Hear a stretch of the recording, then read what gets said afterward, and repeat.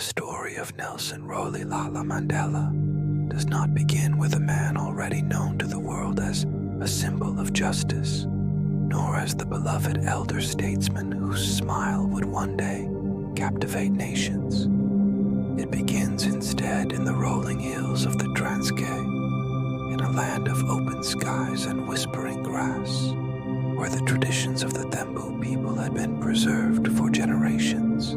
Born in 1918 in the small village of Maveso, Mandela was given the name Rolihlahla, which in his native Xhosa meant pulling the branch of a tree, or more loosely, troublemaker. It was a name that carried within it an almost prophetic weight, for the boy who bore it would indeed grow into a man who pulled at the branches of an unjust system until its roots began to shake. He was not born into power nor into privilege, but into the humble life of a rural chief's family. And from these beginnings came both the grounding and the fire that would shape his destiny. Mandela's childhood was one of simplicity, but also of deep tradition. The Thembu people passed down wisdom, not through written words, but through the cadence of oral storytelling, through rituals and gatherings that carried with them the moral codes of a community bound tightly together. Mandela would later recall how, as a young boy, he spent hours listening to the elders speak, their voices weaving tales of bravery and justice, of wars fought not for greed, but for dignity. He sat cross-legged on the earthen floors of huts, lit only by the warm glow of a fire, absorbing lessons about leadership, fairness, and sacrifice. Even before he fully understood them, these stories took root in him. They were not tales for entertainment alone, but lessons intended to shape character, to prepare the next generation for responsibilities yet unseen. Though he grew up in the countryside, his world was not untouched by the shadow of colonial rule. South Africa was already a nation divided, its land and people fractured by laws designed to privilege a white minority while subjugating the black majority. The boy Mandela did not at first grasp the full weight of this injustice. His life in the village shielded him from its sharpest edges. Yet, even there, in the land of cattle grazing freely and rivers winding gently through the valleys, there were reminders of a system that sought to diminish his people. Land dispossession, the erasure of traditions, the forced labor that took fathers from their families. These were realities he witnessed, though at first with the eyes of a child. Mandela's father, Gadla Henry Mavakanyiswa, was a respected chief, a man of quiet dignity. But when Mandela was just a boy, his father lost his title after a dispute with colonial authorities. This early humiliation, the stripping away of authority by a distant government that neither understood nor respected the customs of his people, left a mark on the young Mandela. When his father died not long after, the boy's life was uprooted. He was sent to live in the great place at Mengshekisweni, under the guardianship of Chief Jongintaba Dalindiebo, the regent of the Thembu. This new home brought him closer to the corridors of traditional leadership, and it was here that Mandela began to witness the responsibilities and burdens of power. Living with the regent, Mandela saw how leaders mediated disputes, how they listened patiently before passing judgment, and how authority was tied not to domination, but to the consent of the governed. At council meetings, the elders would speak one by one, their voices deliberate, their words weighed carefully, while the chief would listen until all had been heard. Only then would he make a decision, not as a ruler imposing his will, but as a servant upholding the collective wisdom of his people. Mandela never forgot these early lessons. Years later, when he stood before his own people as a leader, He would emulate this same practice, listening more than he spoke, seeking consensus rather than commanding obedience. School introduced Mandela to a world beyond his village. His first teacher, a Christian missionary, gave him the name Nelson, a common practice at the time, for the colonial system sought to replace African identities with European ones. Though he accepted the name, Mandela never relinquished the pride he carried in his heritage. His education was both a gift and a doorway into a realm where he began to see more clearly the divisions that scarred his country. At school, he encountered the paradox of learning, the ability to expand his mind and gain knowledge, while at the same time being reminded that the very system offering him education was also the one that denied him equality. The classrooms were separate, the resources unequal, the opportunities rationed according to race. Yet Mandela excelled, driven by curiosity and discipline, quietly nurturing a determination that education would one day become his weapon against injustice. As Mandela grew older, his awareness sharpened. At Fort Hare University, one of the few institutions open to Black South Africans, he found himself surrounded by other young men and women who carried within them the same restless energy. They debated politics, read widely, and dreamed of a future not yet visible. Fort Hare was more than just a place of study.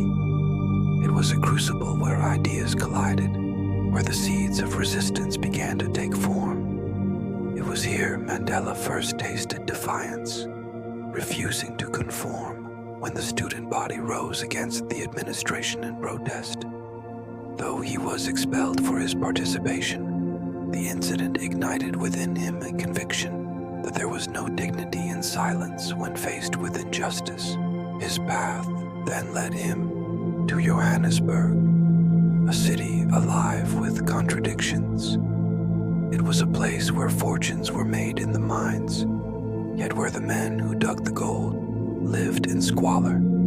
The city was electric with the hum of opportunity, but also weighed down by the heavy hand of apartheid laws that dictated where a man could live, work, or even walk.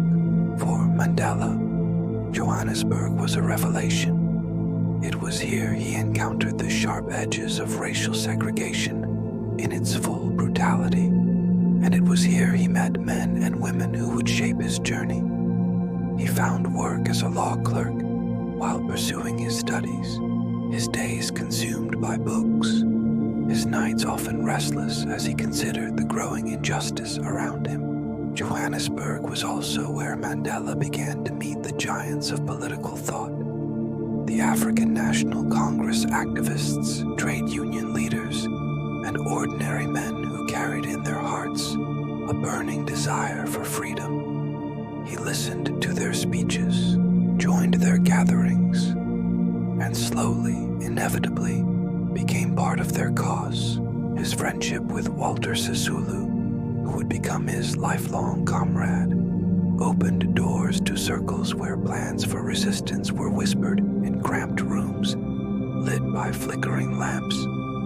These were not men of violence then, but of vision, men who believed in dialogue, in the slow but steady erosion of injustice through unity and perseverance. In these early years, Mandela was not yet the icon of resistance.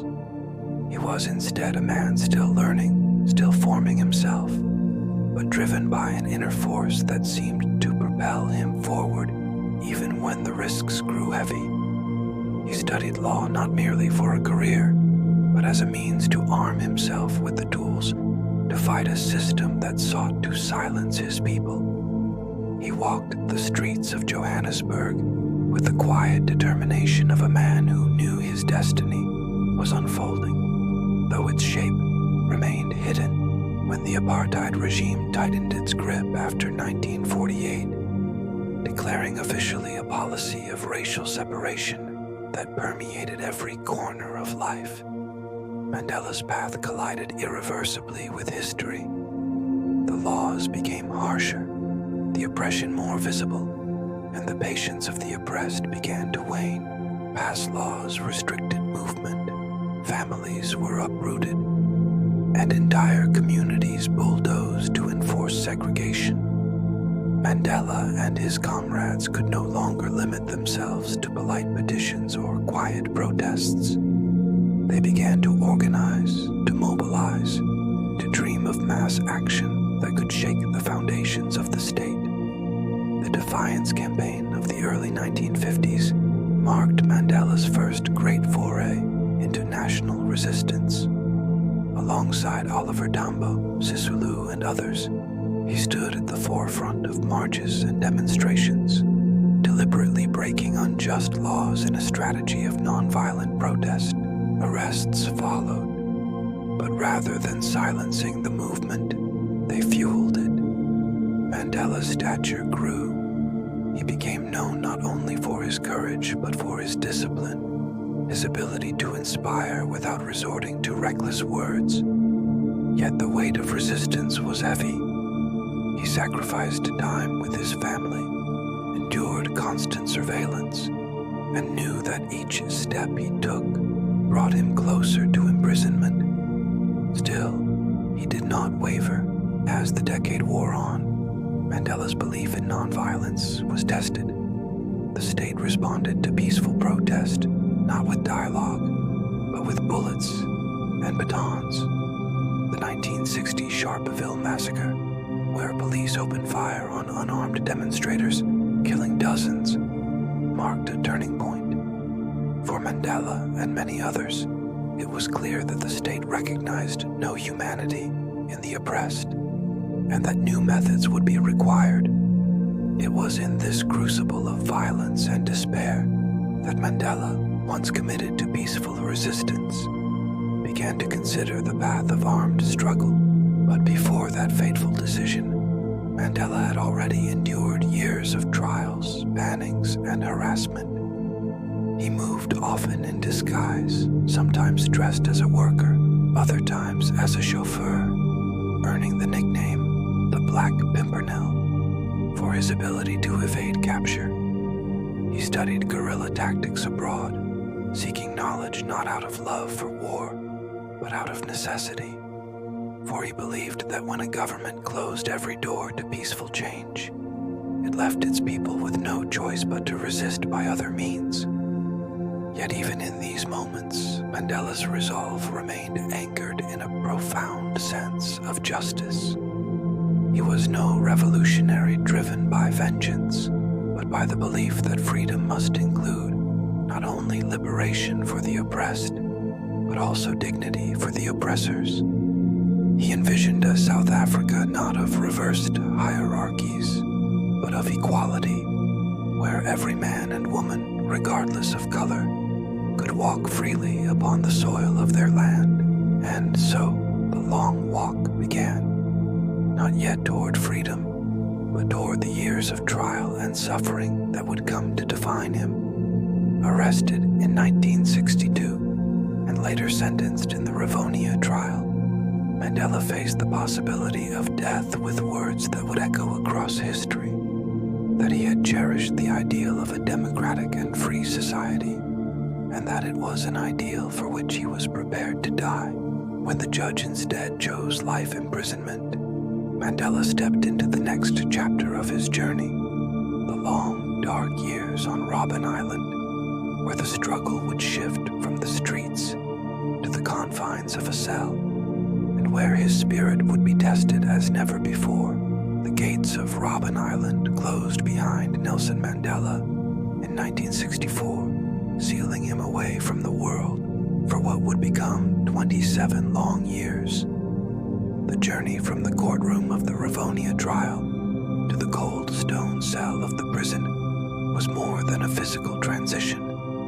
It was the crossing of a threshold into a life defined by isolation, hardship, and endurance. Mandela had stood in the dock and declared that he was prepared to die for his ideals.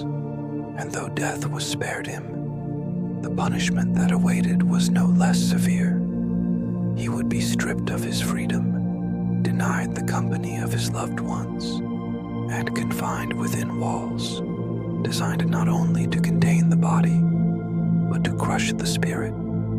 Yet within those walls, Mandela discovered reserves of resilience that even he had not known he possessed. The cell that became his world measured barely 7 feet by 9, its floor hard, its furnishings limited to a thin mat, a bucket for sanitation, and a small table. A barred window high upon the wall allowed in only a narrow slice of light, reminding him each day of the vast sky and the land he could not touch. The early years were particularly brutal.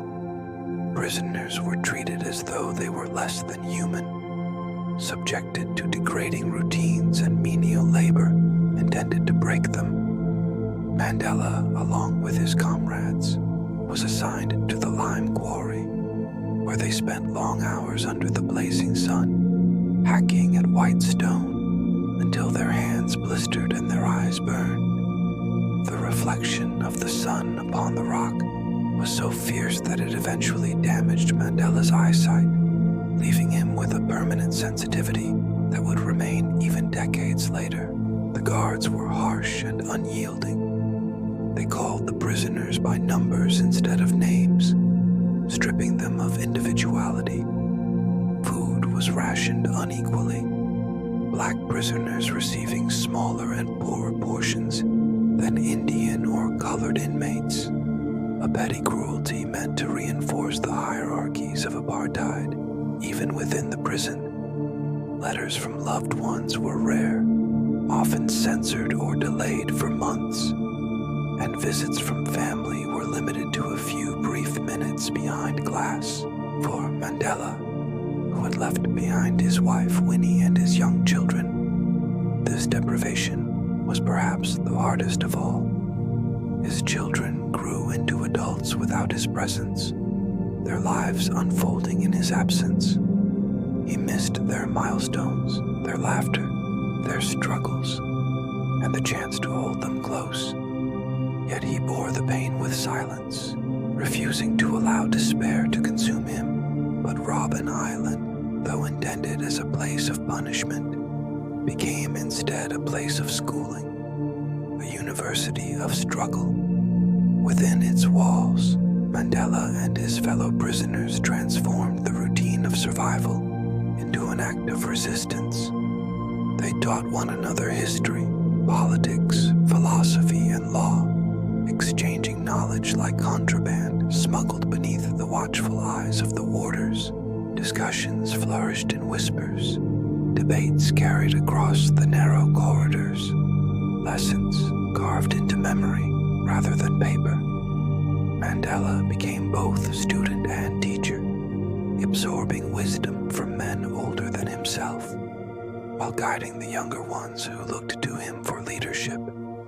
In this way, prison became not a place of forgetting, but a forge where minds were sharpened, where vision was kept alive despite the attempt to extinguish it. Mandela's demeanor in prison was marked by a quiet dignity.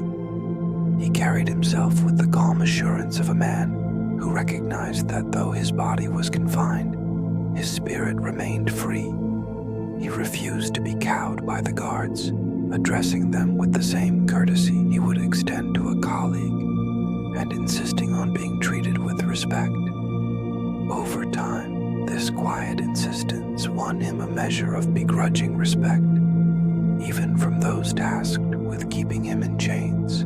The other prisoners took strength from his composure. When morale waned, when the weight of endless days threatened to crush their hope, Mandela's steadiness reminded them that the struggle was larger than themselves, that they were part of a movement whose roots stretched beyond the prison walls. The years on Robben Island were not static. They were punctuated by both hardship and small victories.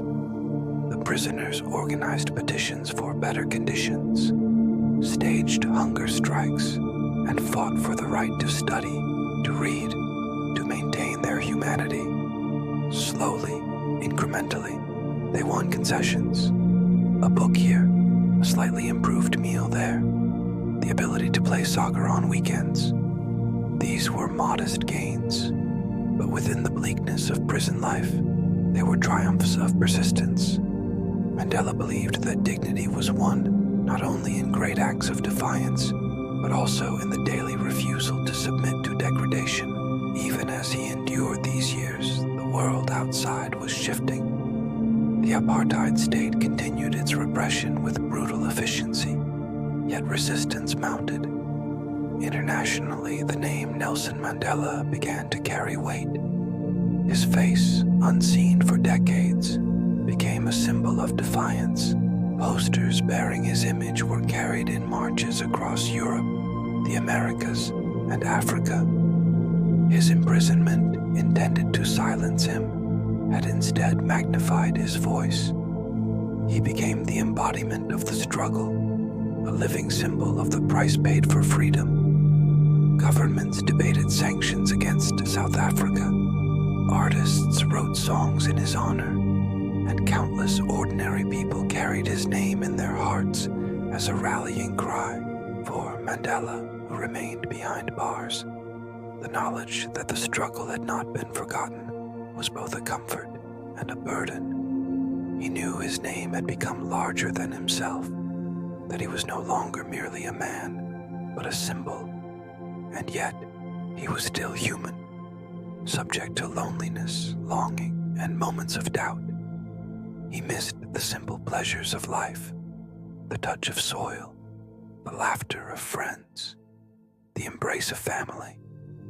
There were nights when the silence of his cell pressed down on him with unbearable weight, when the thought of endless years stretched out before him like a desert without end.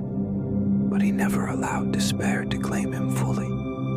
Instead, he anchored himself in discipline, rising early to exercise, maintaining routines that gave structure to the shapeless days, and keeping his mind engaged in study and reflection. Winnie Mandela, his wife, became his link to the world beyond. Though her own life was marked by persecution, harassment, and imprisonment, she carried his name forward, ensuring it would not be erased. Their relationship was strained by distance and by the hardships each endured.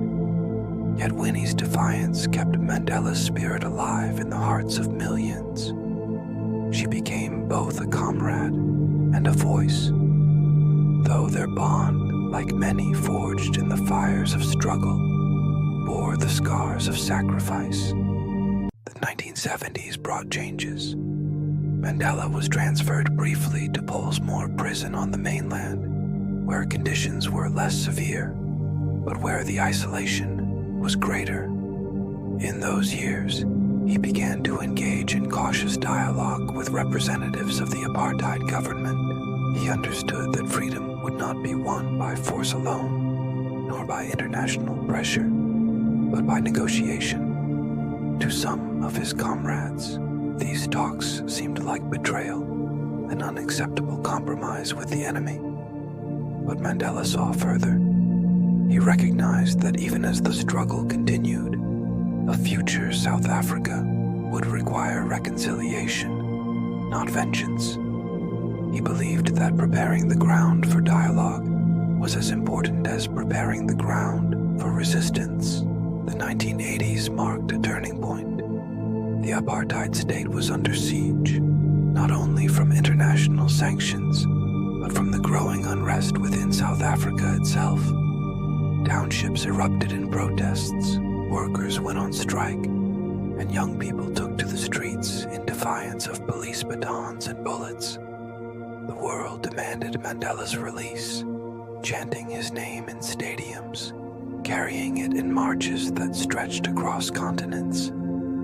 Free Nelson Mandela became not just a demand, but a song, an anthem of solidarity. Still, the regime hesitated. To release Mandela was to acknowledge defeat, yet to keep him imprisoned was to fan the flames of resistance. For Mandela himself, the years dragged on. He was now an older man, his hair graying, his health strained by decades of hardship. Yet his spirit remained unbroken when, finally, in 1985, the government offered him release on condition that he renounce violence. Mandela refused. Freedom, he declared, was not freedom if it was conditional. He would not trade dignity for convenience. If he was to walk free, it would be as a man unbound, not as one shackled by compromise. Behind prison walls, he began to prepare himself for the possibility of leadership.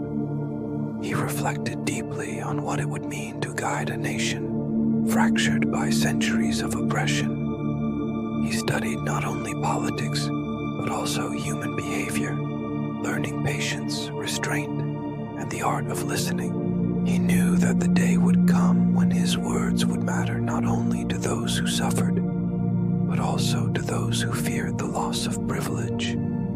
He dreamed of a South Africa where reconciliation triumphed over revenge, where children of all colors could play together under the same sun. In February of 1990, the gates of Victor Verster prison finally opened. After 27 years, Mandela walked out into the light of freedom, hand in hand with Winnie, his stride steady, his smile luminous. The world watched, breath held, as the man once deemed a terrorist by his government emerged as a statesman destined to change the course of history. His release was not the end of his long walk, but the beginning of its most challenging chapter, guiding South Africa through the treacherous waters of transition, from the darkness of apartheid into the fragile dawn of democracy. The day Nelson Mandela walked free was one of those moments in history where time itself seemed to pause, as if the world collectively held its breath. On February 11, 1990, as cameras broadcast his image across continents, the tall, dignified figure emerged from Victor Verster prison. After 27 years in captivity, the crowd that gathered outside swelled with joy and disbelief, chanting his name, waving flags, and weeping openly.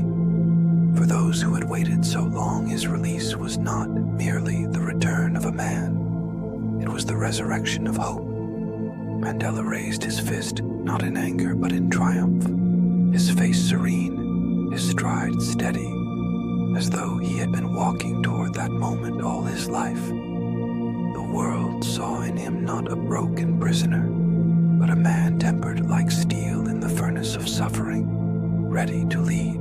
Yet freedom did not mean rest. South Africa in 1990 was a land perched precariously between hope and catastrophe.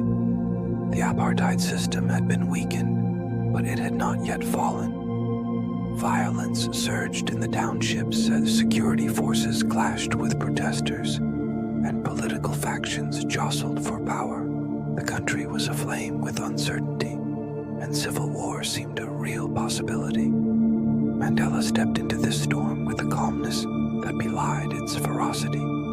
His very presence was a balm, his words measured, his vision unwavering. He spoke not of revenge, but of reconciliation, not of division, but of unity. To a people hardened by decades of injustice, his message was both radical and healing. Mandela resumed leadership of the African National Congress, guiding it through the delicate negotiations with the ruling National Party. These talks were fraught with tension, often teetering on the edge of collapse. There were massacres in townships, assassinations, and betrayals that threatened to unravel everything. Many within the liberation movement urged retaliation, the settling of old debts. Yet Mandela held firm. He believed that if South Africa were to survive, it could not be built upon bitterness. The past had to be acknowledged, yes, but it could not dictate the future. He spoke often of a rainbow nation, a place where black, white, colored, and Indian could live side by side, bound not by fear, but by shared humanity. It was not an easy message to preach, nor was it one easily accepted. To forgive one's oppressors requires a strength rarer than anger, and Mandela bore the weight of that vision with quiet courage. He met with the generals of the apartheid regime, men who had once overseen his imprisonment, and extended to them the hand of dialogue. He spoke to communities still scarred by police brutality and urged them to resist the temptation of vengeance. He was criticized by some for being too conciliatory, too willing to compromise. But Mandela knew that true leadership required not the echo of popular sentiment, but the courage to chart a path that others could not yet see. In 1993, as the negotiations reached their conclusion, Mandela and President F.W. de Klerk were awarded the Nobel Peace Prize. It was a recognition not of a finished journey, but of the fragile miracle that was unfolding. Together they had begun dismantling a system that had seemed immovable, laying the foundation for South Africa's first democratic elections. The world looked on with awe, and yet within South Africa, tension still simmered. Political violence flared even as the promise of freedom drew near. Mandela traveled tirelessly, speaking in halls, in stadiums, in open fields, urging calm, urging peace. His voice, deep and steady, carried not just words but reassurance, reminding his people that the dream was within reach, if only they could hold fast a little longer. April 27, 1994, dawned with a quiet that soon gave way to jubilation. For the first time in South Africa's history, all its people, regardless of race, could cast their votes. The lines stretched for miles, men and women standing for hours beneath the sun, waiting to mark their choice. Some were old, their faces lined by decades of oppression, their hands trembling as they held the ballot for the first time. Others were young, tasting the sweetness of a freedom they had been denied at birth. Mandela himself stood among them, casting his vote in an act that seemed to bind the long arc of struggle into a single, luminous moment. When the results were announced, it was no surprise but still a revelation. Nelson Mandela had been elected the first black president of South Africa. The boy named Troublemaker had become the father of a nation. Mandela's presidency was not a reward, but a burden of immense responsibility. The challenges were staggering. The economy was fragile, the society deeply fractured, the wounds of apartheid raw and unhealed.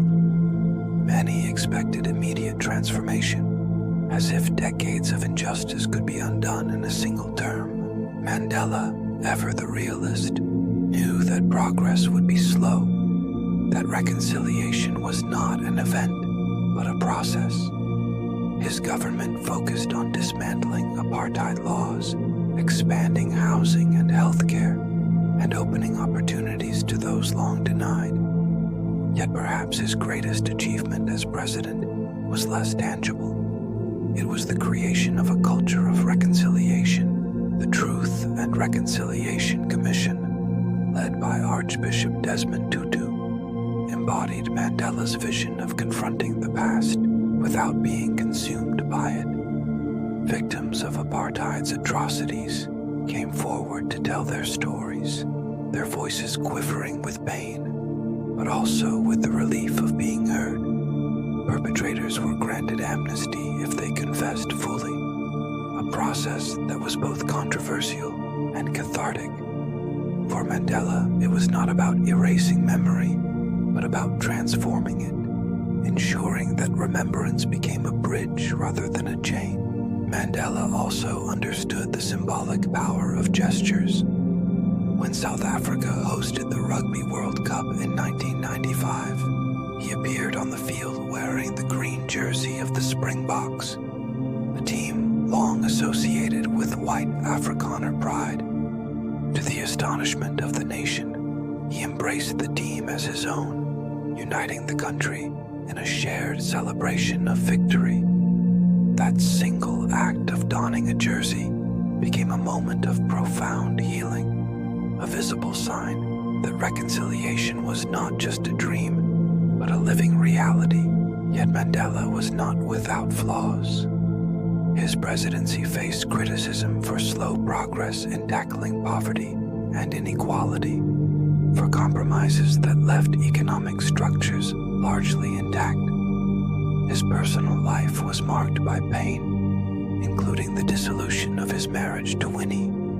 But what set him apart was his willingness to admit imperfection, to acknowledge that he was not a saint, but a man, an ordinary human being who had chosen to walk an extraordinary path. In 1999, after serving a single term, Mandela stepped down, honoring his promise not to cling to power. In a continent where leaders often overstayed their mandates, his decision was revolutionary. It cemented his reputation not only as a liberator, but as a democrat, a man who placed the future of his country above his own ambition. Retirement did not mean silence, however. Mandela continued to advocate for peace, for HIV/AIDS awareness, for global justice. He became a moral compass for the world, his presence at international gatherings, a reminder that dignity and humility could coexist with greatness. As the years advanced, Mandela grew frail. His public appearances became rarer, his voice softer, but his presence never lost its power. When he passed away on December 5th, 2013, at the age of 95, the world mourned not only a leader, but a symbol of humanity's capacity for resilience, forgiveness, and hope. Millions gathered in South Africa, from presidents to paupers, united in grief and gratitude. His coffin was draped in the flag of the nation he had helped to free. His body carried through streets lined with mourners, singing the songs of struggle and freedom. Mandela's legacy endures not in monuments or in the pages of history books alone, but in the countless lives he touched, in the vision of a South Africa that, though imperfect, still strives toward the dream he articulated. His long walk to freedom was never solely his own. It was the walk of a people, the journey of a nation, and the inspiration of a world, reminded that even in the darkest of times, light is possible. In the end, Mandela's greatness lay not in his ability to wield power, but in his choice to wield compassion. He showed that true freedom is not merely the absence of chains, but the presence of justice, dignity, and reconciliation. His life was a testament to patience, endurance, and the belief that no matter how long the road, freedom is worth the walk. And so, Nelson Rolihlahla Mandela completed his long walk, not alone, but with the footsteps of millions beside him, echoing into the future, a reminder that the journey toward freedom never truly ends.